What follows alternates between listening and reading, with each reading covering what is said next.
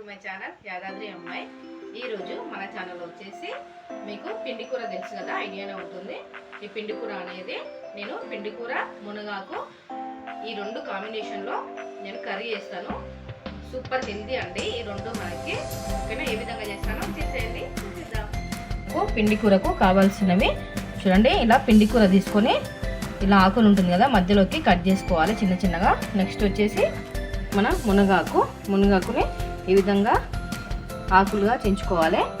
అది వచ్చేసి ఇందులో తోటకూర అండి. ఈ తోటకూర కూడా మనకు చాలా హెల్తీకి మంచిది కదా. ఇందులో తోటకూర వేయడం వల్ల చాలా టేస్ట్ ఉంటుంది. అలాగే సన్నగా కట్ చేసుకున్న 2 ఉల్లిపాయలు, అలాగే ఒక 2-3 పచ్చిమిర్చి. ఒక గిన్నె పెట్టుకొని అందులో 2 స్పూన్ల నూనె వేసుకోవాలి. నూనె వేడైనాక కొంచెం జీలకర్ర, పచ్చిమిర్చి,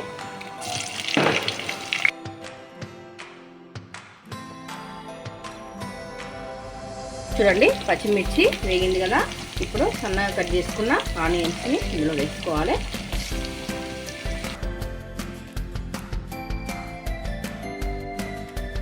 మళ్ళీ కరివేపాకు, అలాగే కొంచెం కొత్తిమీర.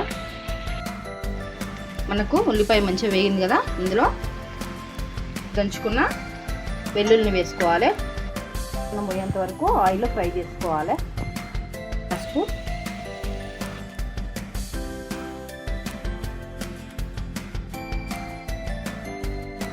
ఇప్పుడు వచ్చేసి వాటర్లో మంచిగా కడుక్కున్న పిండి కూరని వేసుకోవాలి. నీట్గా కడుక్కున్నది ఇందులో వేసేసుకోవాలి.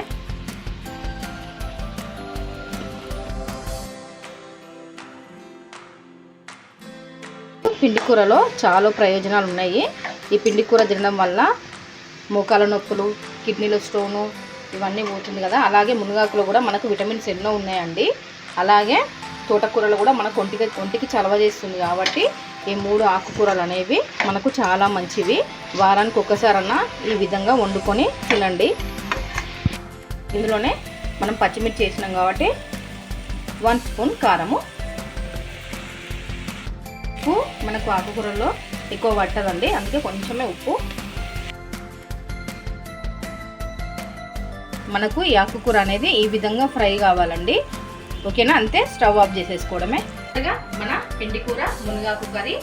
ఈ కర్రీని వారానికి ఒక్కసారన్నా చేసుకొని తినండి. నడుము నొప్పి, కాళ్ళ నొప్పులు చాలా తగ్గుతుందండి.